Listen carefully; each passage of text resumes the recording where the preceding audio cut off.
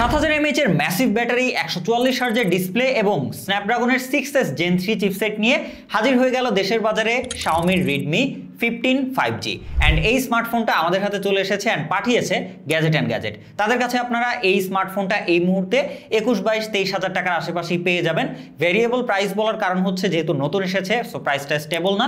আপনারা যেই মুহূর্তে কিনবেন তখন প্রাইসটা আপনারা এক্স্যাক্টলি তাদের সাথে কথা বলে জেনে নিতে পারবেন।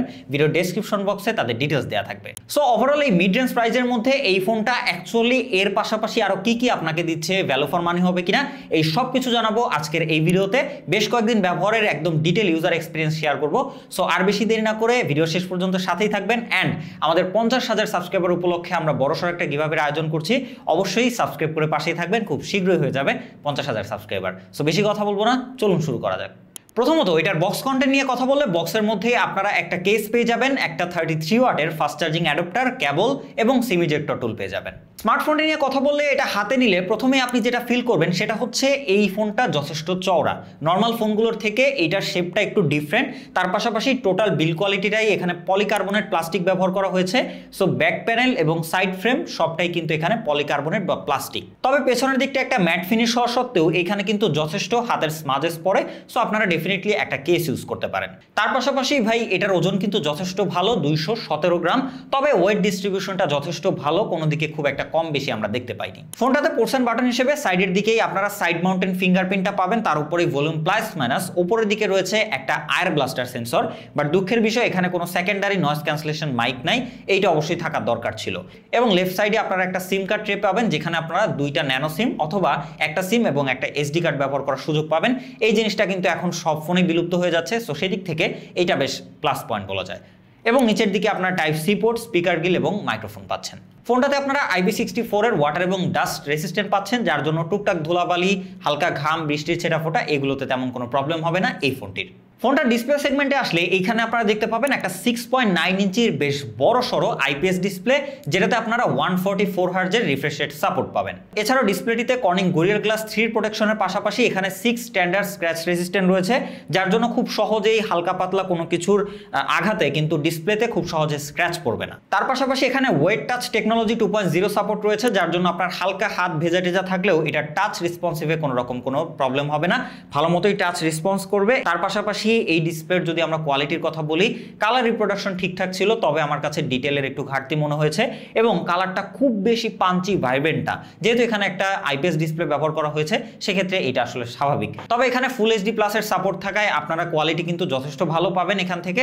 এবং ডিসপ্লের বেজেলের কথা বললে চিন এরিয়াটা আমার কাছে একটু বেশি মনে হয়েছে, আর একটু ন্যারো বা সিমেট্রিক্যাল হলে বেশ ভালো হতো। ডিসপ্লের আরো একটা প্রবলেম আমার কাছে যেটা লেগেছে সেটা হচ্ছে এর ব্রাইটনেস। এটাতে মাত্র 850 নিটস পিক ব্রাইটনেসের সাপোর্ট পাচ্ছেন, সো এইটা আমার কাছে বেশ কমতি লেগেছে। ইনডোরে খুব একটা প্রবলেম না হলেও আউটডোরে ডিরেক্ট সানলাইট ইউজ করলে এটা ডেফিনেটলি আপনার কন্টেন্ট এক্সপেরিয়েন্সকে অনেকটা ডাউনগ্রেড করে দিবে, কারণ সেখানে আপনার দেখতে কিন্তু বেশ অসুবিধা হবে।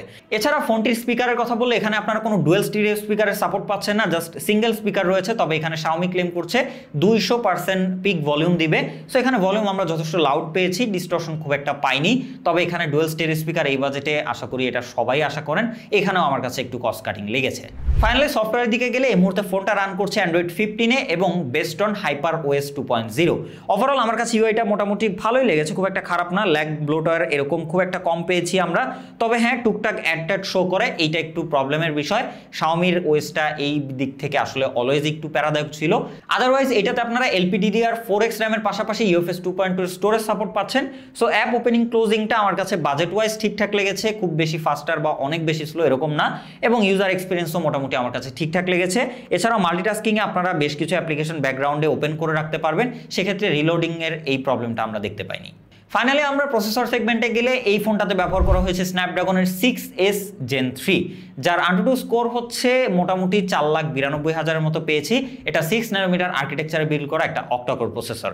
সেক্ষেত্রে যদি আমরা পারফরমেন্সের কথা বলি, এটা দিয়ে আপনারা regular life day to day যেই টাস্কগুলো রয়েছে, যেমন ব্রাউজিং করা, অ্যাপ্লিকেশন ব্যবহার করা, সোশ্যাল মিডিয়া ব্যবহার করা, কন্টেন্ট মিডিয়া এনজয়িং, এই জিনিসগুলোতে তেমন কোনো প্রবলেম আমরা দেখতে পাইনি। তবে হ্যাঁ, এইটা কোনো রকম গেমিং প্রসেসর না, যেহেতু 5 লাখেরও নিচে AnTuTu স্কোর। সেক্ষেত্রে তারপরও আপনাদের সুবিধার্থে আমরা টোটাল 3টা সেগমেন্টের 3টা ডিফারেন্ট গেম এটাতে প্লে করেছি।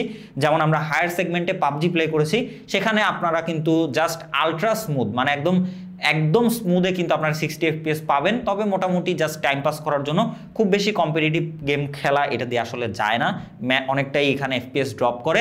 তার পাশাপাশি হচ্ছে আমরা এর থেকে মিড রেঞ্জ সেটা হচ্ছে যে পেস গেম, এটা কিন্তু এখন অনেকে খেলেন। পেস গেমটা আমরা মিডিয়াম সেটিংসে মোটামুটি ভালো মতো প্লে করতে পেরেছি, সেখানে আমরা কোনো রকম ল্যাগ ফ্রেম ড্রপের দেখা পাইনি।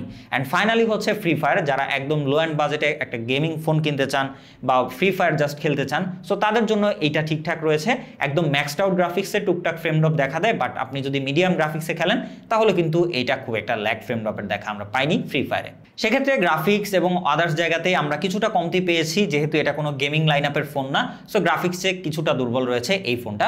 আদারওয়াইজ সবকিছু মিলিয়ে বলতে গেলে বলা যায় যে হ্যাঁ, টাইম পাসের জন্য আপনি এটা দিয়ে টুকটাক গেমগুলো প্লে করতে পারবেন, বাট হেভি গেমিং এটা দিয়ে কখনোই পসিবল না। এর পাশাপাশি আপনাদেরকে যদি হিটিং এর কথা বলি, এই জায়গাটায় আমাকে বেশি ইমপ্রেস করেছে, এই ফোনটা কিন্তু খুব একটা হিট জেনারেট করে না।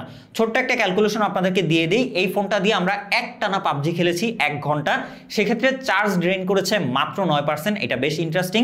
তার পাশাপাশি এইটার যে হিটিং সেটা মাত্র 2% আমরা ইনক্রিজ করতে দেখেছি। সো ওভারঅল বোঝাই যাচ্ছে যে এই ফোনটা আপনারা লং টাইম ব্যবহার করলেও হিটিং জনিত কোনো রকম ইস্যুতে পড়তে হবে না এই ফোনটা ব্যবহার করে। তার পাশাপাশি এখানে যদি আমরা ব্যাটারির কথায় চলে আসি, ফোনটাতে 7000 মিলিঅ্যাম্পিয়ারের ব্যাটারি ব্যবহার করা হয়েছে, রয়েছে 33 ওয়াটের ফাস্ট চার্জিং সাপোর্ট। তবে এখানেও আমার কাছে একটু কমতি মনে হয়েছে, 7000 mAh ওয়াইজ এটাতে মিনিমাম 44 ওয়াট বা 45 ওয়াট বা 65 ওয়াট এরকম দিলে বেশ ভালো হতো। তার পাশাপাশি রিভার্স চার্জিংয়ে 18 ওয়াটের সাপোর্ট রয়েছে, মানে এই ফোনটাকে অ্যাজ এ পাওয়ার ব্যাংক হিসেবে আপনি অন্য কোনো ফোন চার্জ দিতে পারবেন, সেক্ষেত্রে আপনারা 18 ওয়াটের চার্জিং নিতে পারবেন কেবল দিয়ে যদি কানেক্ট করেন। সো সেক্ষেত্রে যদি বলতে হয়, এই ফোনটা আপনারা যদি নর্মালি ব্যবহার করেন মোটামুটি 2 দিন প্লাস কিন্তু ব্যাটারি ব্যাকআপ ইজিলি পেয়ে যাবেন। তবে যদি আপনারা হেভি ইউজ করেন 8-10 ঘন্টার মতো কিন্তু স্ক্রিন অন টাইম পাবেন এই ফোনটা ব্যবহার করে। আরও নর্মাল ইউজ করলে হয়তো আর একটু বেশি স্ক্রিন অন টাইম পেতে পারেন, সেক্ষেত্রে আমরা জাস্ট হেভি ইউজের কথা আপনাদেরকে বললাম। ফাইনালি ফোনটার ক্যামেরা সেগমেন্ট নিয়ে কথা বললে, রিয়ারে রয়েছে একটা 50 মেগাপিক্সেলের সেন্সর এবং ফ্রন্টে রয়েছে একটা 8 মেগাপিক্সেলের সেন্সর। রিয়ারে এখানে 3টা ডিজাইন থাকলেও জাস্ট একটা লেন্স ব্যবহার করেছে তারা, এই জিনিসটা আমাকে যথেষ্ট হতাশ করেছে। এত বাজেটের একটা ফোনে এখানে কোনো আলট্রা ওয়াইড নাই, এটাও মানা যায়, তবে এখানে জাস্ট একটা সেন্সর আসলে কোনোভাবেই মানা যায় না। যাই হোক, এটার যদি আমরা কোয়ালিটির কথা বলি, এটার ক্যামেরার কোয়ালিটি ডিরেক্টলি বললে অ্যাভারেজ টাইপের পাবেন। এটা থেকে আমরা যতটুকু আশা করেছি ওই রকম আসলে আমরা পাইনি। যেমন ডিটেলে আমরা বেশ খানিকটা ঘাটতি দেখতে পেয়েছি, লোয়ের লাইট এরিয়াগুলোতে বেশ খানিকটা নয়েজ এবং ডিটেল লস করে। একদম হেভি সানলাইট বা হেভি লাইটিং এরিয়া হলে সেখানে আপনারা মোটামুটি চলনসই পিকচার আউটপুট পাবেন। তবে ওভারঅল ডাইনামিক রেঞ্জ ম্যানেজ করতে গিয়েও আমরা দেখতে পেয়েছি বেশ খানিকটা হিমশিম খেতে এই ফোনটাকে। তার পাশাপাশি কালারটা কিছুটা বুস্টেড করে, মোটামুটি স্যাচুরেটেড কালার আউটপুট দেয়, লাল, নীল বা গ্রিন এই টাইপের কালারগুলো আপনারা দেখতে পাবেন, প্রচুর পরিমাণে বুস্ট করে। অনেকের কাছে এই জিনিসটা ভালো লাগবে, অনেকের কাছে হয়তো ভালো নাও লাগতে পারে। তার পাশাপাশি ফ্রন্টের 8 মেগাপিক্সেলের ক্যামেরাটাও মোটামুটি অ্যাভারেজ টাইপের আউটপুট দেয়।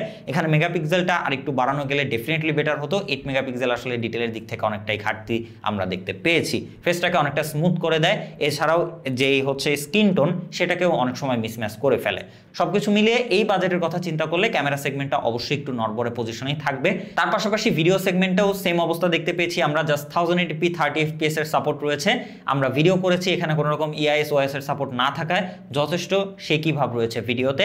স্টেবল রেখে ভিডিও করলে কোনো রকম চালানোর মতো ভিডিও আউটপুট পাবেন, আদারওয়াইজ এইটা নিয়ে আসলে খুব ভালো কোয়ালিটির ভিডিও বা খুব ভালো কোয়ালিটির ইমেজ আশা করা টোটালি বোকামি। তার পাশাপাশি ফোনটাতে ক্যামেরা টু এপিআই সাপোর্ট রয়েছে, চাইলেই আপনারা ইন ফিউচার এটাতে জিক্যাম সফটওয়্যার ব্যবহার করে আরেকটু বেটার এক্সপিরিয়েন্সের পিকচার কোয়ালিটি হয়তো নিতেই পারেন। সব মিলিয়ে ফাইনালি যদি আমরা কনক্লুশনের দিকে যাই, ফোনটা কিন্তু বাজেট ওয়াইজ বেশ কিছুটা কমতি রয়েছে, আবার কিছু কিছু জায়গায় ভালো রয়েছে। তবে প্রাইস সেগমেন্ট বিবেচনা করলে এই মুহূর্তে দাঁড়িয়ে যেহেতু ফোনটা রিসেন্টলি মার্কেটে এসেছে, সো প্রাইসটা একটু বেশি। আশা করি আপনারা কিছুদিন যদি ওয়েট করেন তাহলে ফোনটার প্রাইসটা যদি মোটামুটি আমি বলবো যে 16-17 হাজার টাকার দিকে আসে তাহলে এটা বেশ ভ্যালু ফর মানি হবে। বাট 20,000 টাকার ওপরে চলে গেলে আসলে এটা আমার কাছে খুব একটা ভ্যালু ফর মানি মনে হচ্ছে না। তবে তারপরেও যারা লং টাইম ব্যাটারি ব্যাকআপ সহ মিডিয়া কনজিউমার বা হচ্ছে আপনারা টুকটাক ব্রাউজিং করবেন, অ্যাপ্লিকেশন ব্যবহার করবেন, ফোন চার্জ দেওয়ার হ্যাসেল বারবার নিতে চান না, তাদের জন্য আবার এটা ঠিকঠাক রয়েছে। তবে আপনি যদি ওভারঅল একটা ব্যালেন্স ফোন খুঁজেন তাহলে এই বাজেটে আরও বেশ কিছু ফোন রয়েছে, তাদের থেকে কিছু কিছু জায়গায় এটার কমতি থাকবে। যেমন ক্যামেরা সেগমেন্ট, ডিসপ্লের যে রেজুলেশন বা ডিসপ্লের হচ্ছে যে ব্রাইটনেস, এইখানটায় এখানে আমরা ম্যাক্সিমাম ফোনগুলোতে অ্যামোলেড ডিসপ্লে দেখতে পাই, কোনো সেকেন্ডারি নয়েজ ক্যান্সেলেশন মাইক নাই, ডুয়েল স্টেরিও স্পিকার নাই। সো বেশ খানিক জায়গায় জায়গায় কমতি রয়েছে এই ফোনটার। সবশেষে বলবো আমি, ফোনটা যদি আপনি কিনতেই চান আর কিছুদিন ওয়েট করে, আমার কাছে মনে হয় প্রাইসটা আর একটু কমে আসলে তখন নেওয়াটাই আমার কাছে বেশি যুক্তিযুক্ত মনে হবে। বাট আপাতত এটার প্রাইসটা হাই, তারপরেও ডিসিশন আপনার। এর থেকেও যদি বেশি কিছু জানার থাকে অবশ্যই কমেন্টে জানাবেন। ভালো হয়ে থাকলে like, comment, share and subscribe করে পাশেই থাকবেন। খোদা হাফেজ।